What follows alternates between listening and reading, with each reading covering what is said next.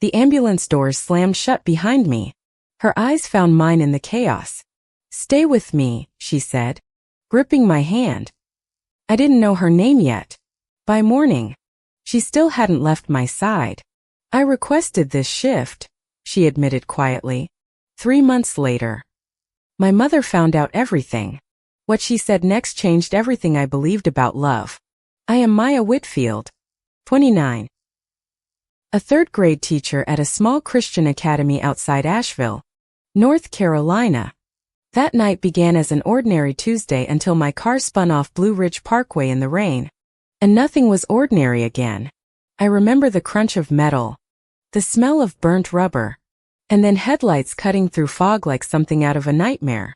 A woman in a navy EMT jacket knelt beside me, her flashlight steady even as my hand shook uncontrollably against the wet asphalt.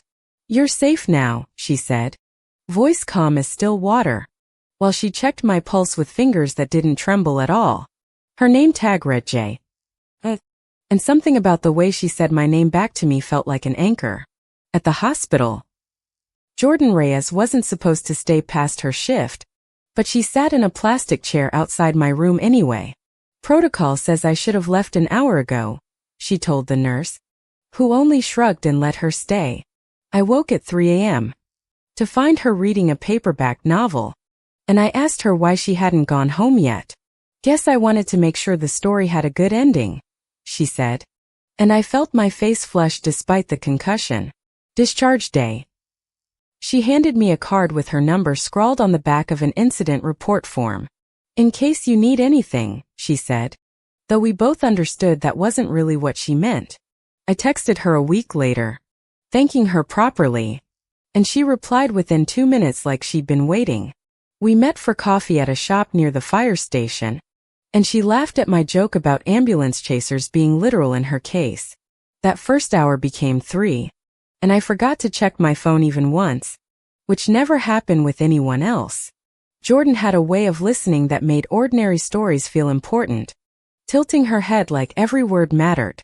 She told me she'd been a paramedic for 7 years, ever since her father's heart attack when she was 22. "I couldn't save him," she said plainly, "so I decided to save whoever I could after that." I found myself thinking about her between lesson plans, doodling little ambulance shapes in the margins of my grading notebook. My best friend Renee noticed the change first, teasing me about the way I smiled at my phone during lunch. "You've got that look," Renee said. "The one people get before their whole life rearranges itself." I brushed her off, telling her Jordan and I were just friends, though the words felt thin even as I said them. Jordan invited me to watch her softball league game, and I stood at the fence cheering louder than I meant to. Afterward, sweaty and grinning, she bought me a lemonade and asked if I wanted to grab dinner sometime that wasn't coffee. "Like a date?" asked, my heart hammering harder than it had during the car accident itself. "Like a date," she confirmed. "If you're brave enough to be seen with a paramedic who still smells like antiseptic." I said yes before I could talk myself out of it, surprising even myself with how easily the word came. Our first real date was at a small Italian place downtown, candles flickering while she told stories about strange emergency calls. She made me laugh so hard I nearly choked on my pasta, and she reached across the table to pat my back. Her hand lingered there a second too long, and neither of us pulled away first, walking me to my car afterward. She stopped under a street lamp and asked quietly if she could kiss me. I nodded, unable to speak, and the kiss tasted like garlic bread and something entirely new to me. That night I sat in my driveway for 20 minutes, replaying it, wondering what it meant that I'd never felt this way about a man. I'd dated men before, including a serious relationship with Ryan Sutter that ended 2 years earlier. Quiet and unremarkable, but this felt different, urgent and terrifying in a way I couldn't name, like a door swinging open somewhere inside me. I called Renee that night, whispering into the phone even though I lived alone, as if someone might overhear. "I think I like her," I confessed. Really like her. Renee didn't sound surprised at all, just said, "Took you long enough to admit it." Over the next month, Jordan and I saw each other whenever her rotating shifts allowed, stealing breakfasts and late-night phone calls. She showed me her small apartment above a hardware store, cluttered with rescue certificates and a half-dead fern she refused to give up on. Like me, she joked. Still alive against the odds. I learned she'd grown up in Ohio, moved to Asheville for the mountains, and hadn't dated anyone seriously in almost 2 years. Work made it easy to avoid getting close to people, she admitted one night. Tracing circles on my palm, I understood that feeling more than I wanted to say, having spent years keeping my own heart carefully guarded too. One Sunday, she surprised me with a picnic on a hiking trail overlooking the valley, insisting we watch the sunset properly. I want this to be real, she said, suddenly serious. Not just something we're both scared to name. I took her hand and said the word out loud for the first time. Girlfriend. I want you to be my girlfriend. She grinned so wide it made the whole valley seem brighter than the actual sunset. We became inseparable that summer. Grocery shopping together. Falling asleep on each other's couches during old movies. Jordan met René, who declared her approval within 10 minutes by threatening to fight anyone who hurt me. Noted, Jordan laughed. I'll be careful with your friend's heart. I hadn't told my mother, Diane, anything yet. Hiding photos. Deleting texts before family visits. Carrying a quiet dread I couldn't shake. Diane called every Sunday, asking pointed questions about whether I was seeing anyone, and I kept dodging with vague answers. You seem happier lately, she said once, and I nearly told her everything before losing my nerve entirely. Jordan never pushed me to come out before I was ready, though I sometimes caught sadness flicker across her face. I'm not ashamed of you, she said one evening. I just don't want to be your secret forever. Her words sat heavy in my chest for days. A truth I wasn't prepared to face head-on yet. The school. I kept my personal life locked away entirely, aware that Grace Academy's contract included a morality clause I'd signed without reading closely. 067 My colleague Patricia Boone, who taught 5th grade, had a habit of asking too many questions about my roommate's situation. I deflected each time, feeling the walls of my carefully built life pressing tighter around me. Jordan and I celebrated 6 months together with a quiet dinner at her apartment, string lights taped haphazardly along the ceiling. To surviving car accidents and everything after, she toasted. And I laughed even as my eyes filled with tears. I realized then how deeply I loved her, a feeling so certain it frightened me more than any car crash had.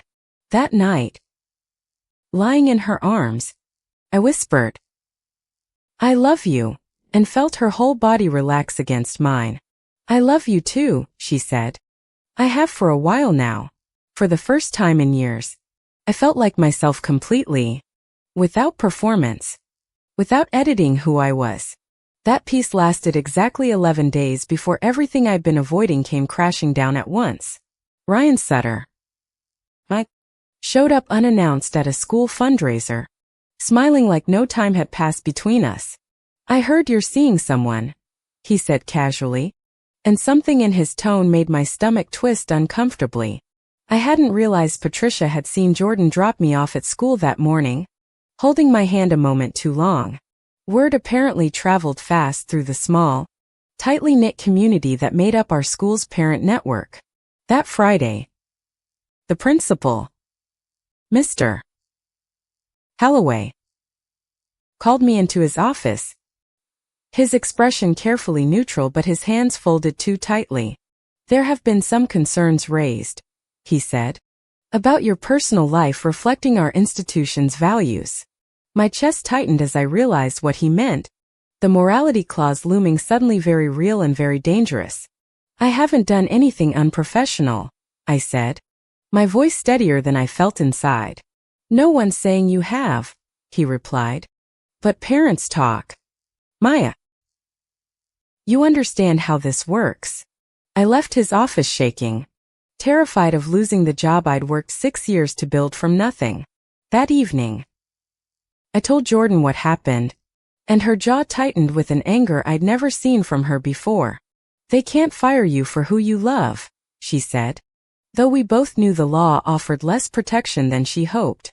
I'm not ready for everyone to know, I admitted, hating how small and cowardly the words sounded out loud.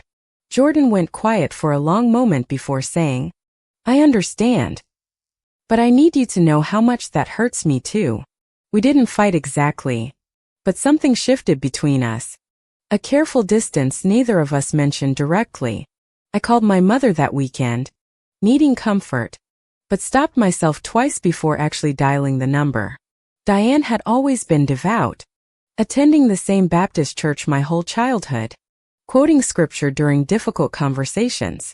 I imagined her face if I told her, and the imagined disappointment felt heavier than any real consequence at school. Instead, I threw myself into lesson planning, avoiding Jordan's calls under the excuse of grading papers late into the night.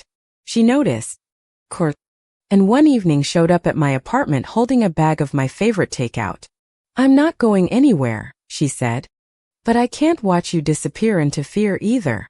I broke down crying, admitting I didn't know how to be brave the way she was every single day. You don't have to be brave all at once, she said gently. Just brave enough for today. That night we talked for hours, and I promised to tell my mother, even if it terrified me completely. The following weekend, I drove to my childhood home in Hendersonville, rehearsing words that dissolved every time I tried them. Diane greeted me with sweet tea and her usual questions about school, oblivious to the storm building inside me.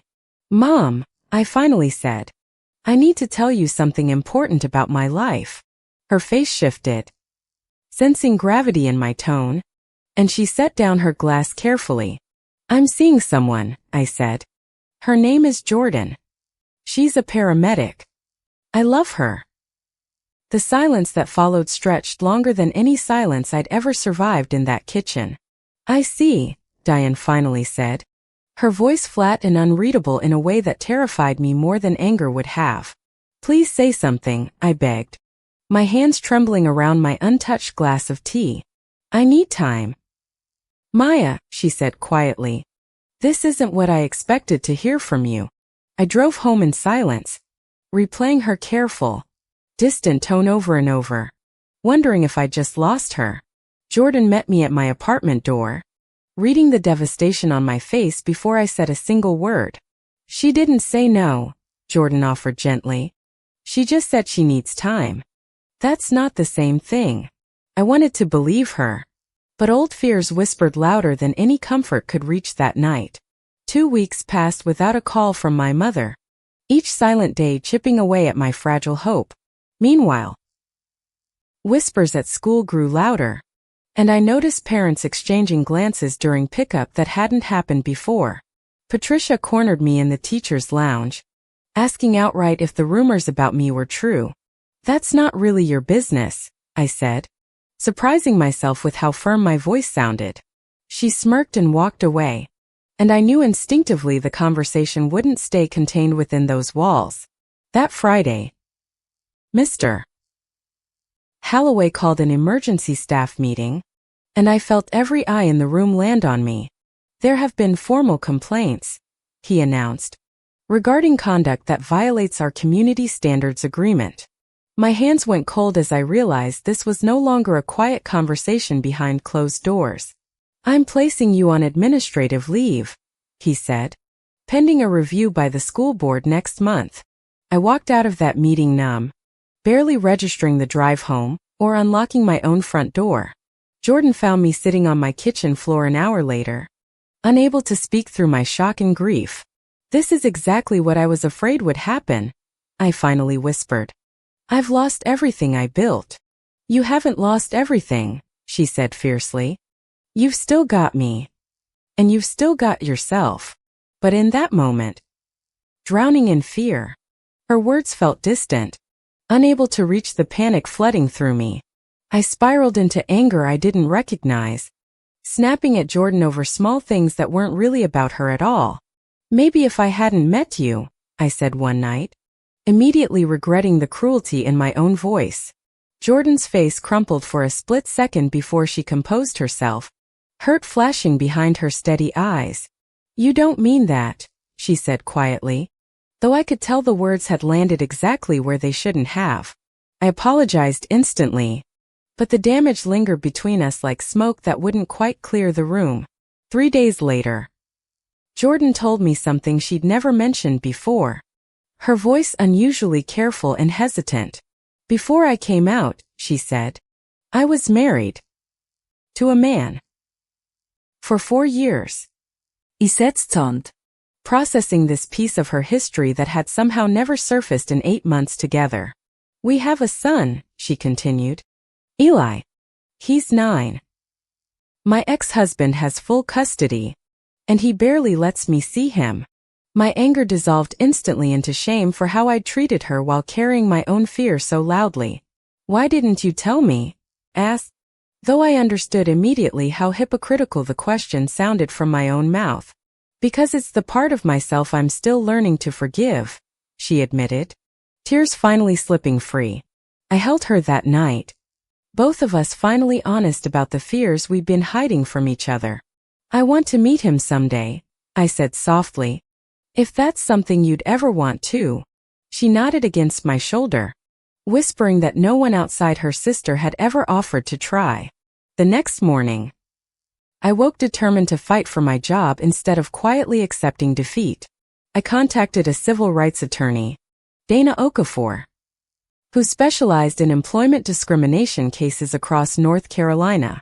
"Private religious schools have more legal leeway," Dana warned me, "but that doesn't mean this is right or unchallengeable." She agreed to represent me at the school board hearing, building a case around my 6 years of excellent evaluations. Meanwhile, Diane finally called, her voice hesitant but present for the first time in weeks. "I've been talking to Pastor Williams," she said, "and reading, and thinking a lot."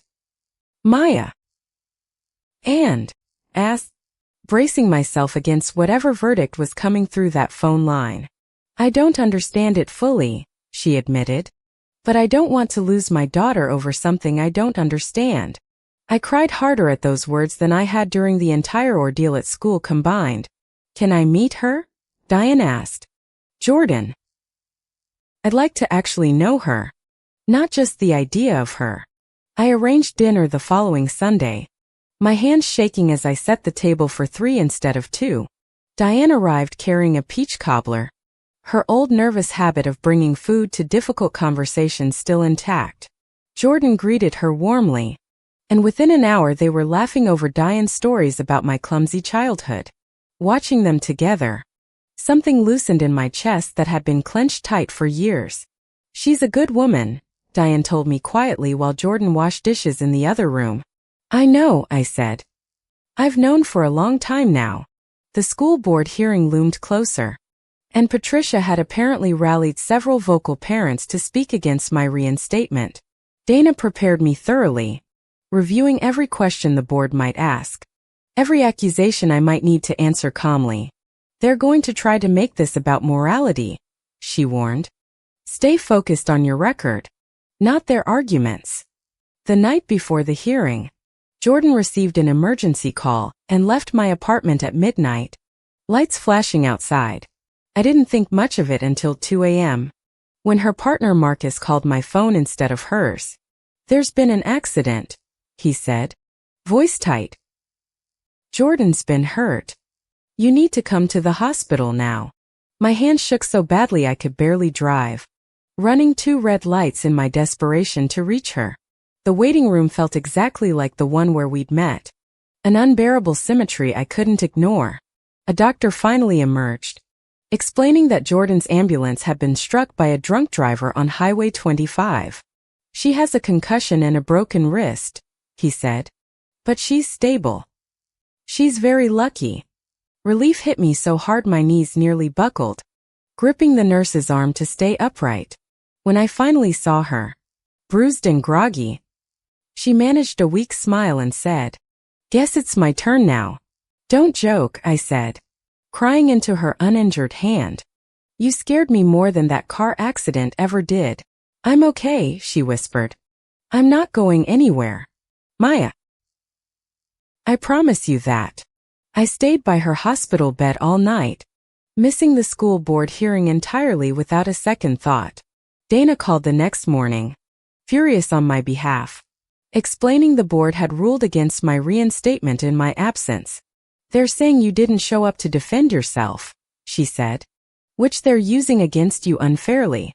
I felt the loss of my job settle over me. But strangely, it didn't devastate me the way I'd feared. I chose the right thing, I told Dana. I choose it again every single time.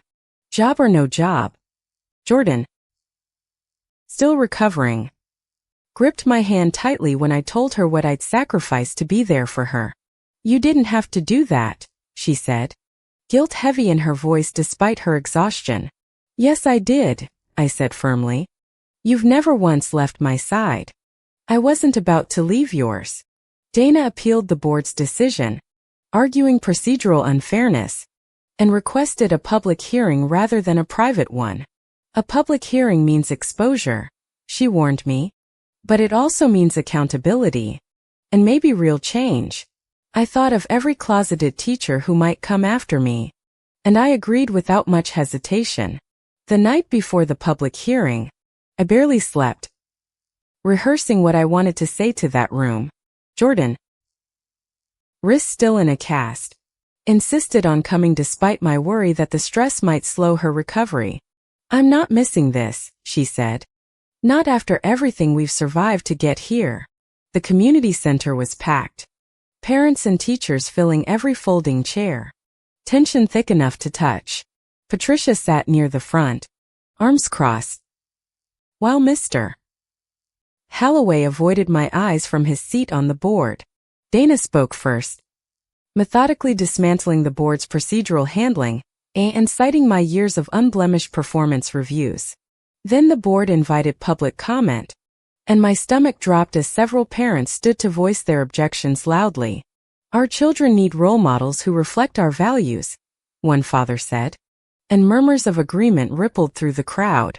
I gripped the edge of my chair, feeling smaller with every word, wondering if I'd made a terrible mistake. Then, unexpectedly, my mother stood up from the back row, walking steadily toward the microphone despite her visible nerves. I'm Diane Whitfield, she said, Maya's mother. I want to say something, if I'm allowed. The room quieted. Surprise. As she cleared her throat and continued in a voice stronger than I'd ever heard.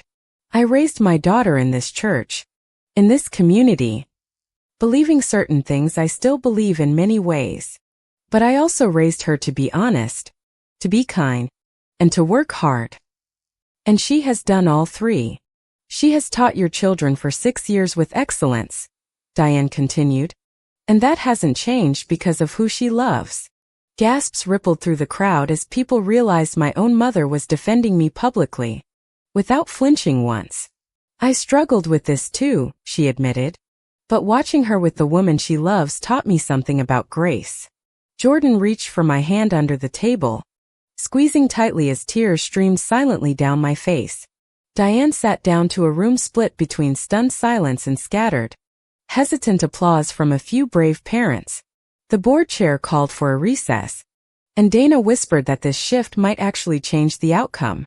During the break, Patricia approached me, her expression unexpectedly softer than I'd seen it in months. I was scared of what I didn't understand, she admitted. I'm sorry for the part one played in this. I didn't fully forgive her in that moment, but I nodded, accepting the apology as a genuine start. When the hearing resumed, the board announced they'd reconsider my case under a formal, documented review process instead. It wasn't a full victory yet, but it was a door left open where one had been slammed shut before. Outside afterward, Jordan pulled me into a hug, careful of her cast, whispering how proud she was of me. Whatever happens with the job, she said, you stood up in that room. That's the part that matters most. I realized she was right, that some victories weren't about winning but about refusing to disappear quietly. 2 weeks later, the board reinstated me under a revised policy that Dana helped draft alongside 2 supportive board members. Mr. Holloway apologized privately, admitting the pressure from certain parents had clouded his earlier judgment against me. I accepted. Cautiously, choosing to stay and change the school from within rather than simply walking away. Jordan's ex-husband, moved by news coverage of the hearing, unexpectedly reached out to arrange more visits with Eli. I met him for the first time at a park in October, watching him laugh as Jordan pushed his swing. "You're the teacher," he said shyly, and Jordan beamed at me like I just won something enormous. That evening, Diane hosted dinner for all of us, cobbler cooling on the counter, laughter filling her small kitchen again. Jordan proposed the following spring, on the same overlook where she'd first called me her girlfriend a year earlier. I said yes before she even finished the question, both of us laughing and crying under that same wide valley sky. We built a life neither of us had to hide. Proof that love, once brave enough, always finds its way home. Fendi.